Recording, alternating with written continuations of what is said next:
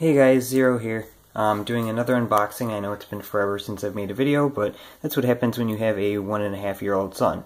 So I'm actually hiding out in the bathroom right now just because he has taken a nap, so I don't want to wake him. So this is the only place where I can get some quiet and decent lighting. So this actually came out a couple weeks ago. It is the Ruby 2DS. They don't really call it the Ruby though, they call it the, I don't know, they call it the clear crystal something or other, I don't know. There's a blue and there's a red. They came out alongside Pokemon Ruby and Sapphire remakes for 3DS, so that's why they are blue and red. They're pretty much the same as the standard system, except they're clear. And I'm not sure, but the buttons might be a lighter shade of gray, because when I compare this to the box art of the regular 2DS, the buttons do look darker on the original, but that might just be like an illusion type thing because of the colors. So in America, these do come with a charger. I know in like Japan and some other countries they do not anymore, but we still get the charger here, so that's good. Now the weird thing is, at most stores, these do retail for only $99 instead of $129.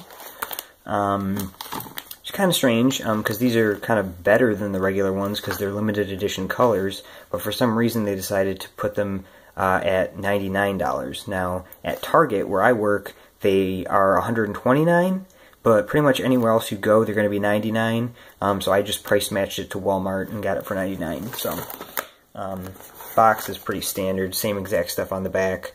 The only thing different is the picture. So, let's see if it actually says the official name somewhere on the box. Yep, it's actually called Crystal Red. So, this harkens back to the day of the Game Boy Color, I believe. There was a purplish one that was transparent. You could see all like the parts inside. A lot of people had that one. It was called Atomic Purple. And they also had a Game Boy Advance, the original, not the SP, that was clear, and I believe there was a red and a blue one for Pokemon also, if I'm not mistaken. So that's kind of what this is trying to recreate. And they picked the 2DS to do it with, just because it's a cheaper system, and you're not really going to find like a 3DS or a 3DS XL with like a transparent casing, because that's just more of something that's, you know, this reminds you kind of like an early toy from the early 90s, like the Game Boy era type stuff. So they're not really going to do that on the more premium models. But so here's the system.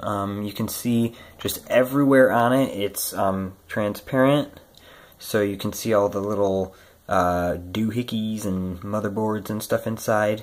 And then you got like all your buttons and your analog slider and all that. The only button that's not really, kind of doesn't really fit in, is the power button.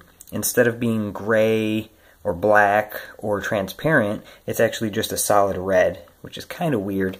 Makes it stand out a little bit, but even the home button is transparent. And then on the back you got your serial number and all that, and then you still have the red stripe of solid plastic on the sides and on the back. Sorry, I didn't realize my finger was in front of the camera. So yeah, you do have that solid red plastic on the sides and the back, but the whole rest of the system is transparent, so you can see all that stuff in there. If you look very closely, you can make out the Nintendo 2DS and all the Nintendo copyright information etched into the back there. A little bit harder to read on this one since it's transparent, but and then, like I said, everything else is the same. System still works the same, there's no changes to it or anything like that. It's just a different color model. But like I said, this one's called Crystal Red if you're looking for it. This one goes along with Pokemon Ruby, although the game is not packaged in with it or bundled as like a download or anything like that. It's just a system. But like I said, you should be able to find these for $99, and even if you find them for $129, you should be able to price match it to like any other store. They're not super hard to find. We have a whole bunch of them at work. So if you're looking to get one, they're not hard to find at all. They are sold out online a few places, but I mean, if you're just going to like a retail store to pick it up, then you shouldn't have any trouble finding it. And I do want to say that the buttons are a different shade of gray. I think they made them a lighter shade.